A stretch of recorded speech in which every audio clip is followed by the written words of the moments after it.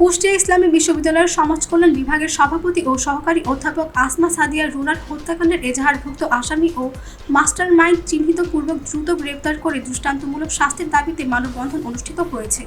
আজ শনিবার সকাল 11টায় কুষ্টিয়া প্রেস ক্লাবের সামনে মরহুমার পরিবার ও ইসলামী বিশ্ববিদ্যালয়ের বর্তমান এবং প্রাক্তন শিক্ষার্থীদের ব্যানারে অনুষ্ঠিত উক্ত মানববন্ধনে মরহুমা আসমা সাদিয়া রুনার স্বামী ইমতিয়াজ সুলতান, বাবা আশিকুল হক, রুহুল ও 4 শিশু সন্তান সহ পরিবারের অন্যান্য সদস্য, ইসলামী বিশ্ববিদ্যালয়ের বর্তমান এবং প্রাক্তন শিক্ষার্থী ও পেশাজীবী সংগঠনের নেতৃবৃন্দ উপস্থিত ছিলেন।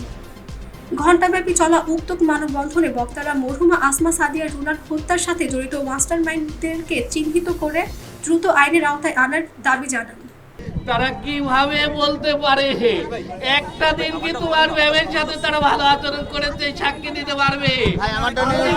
আমি বলছি আমি পুরা কেস তুলে নিব, চ্যালেঞ্জ করতেছি। একটা দিন যদি তারা ভালো আচরণ করে থাকে, প্রতিদিন ক্যাম্পাসে আমাকে ফোন করে বলতো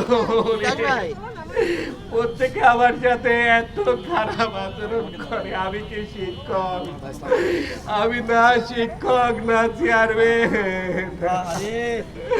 আমার সাথে পিয়ন থেকে শুরু করে বিশ্বজিৎ সাহেব, এমনকি সপ্তমের সাহেব হইয়া হবে। তুমি আজকে এই সব কথা বলছো অথচ তুমি দিনের সামনে তুমি চেয়ারম্যানকে চ্যালেঞ্জ করে বলো যে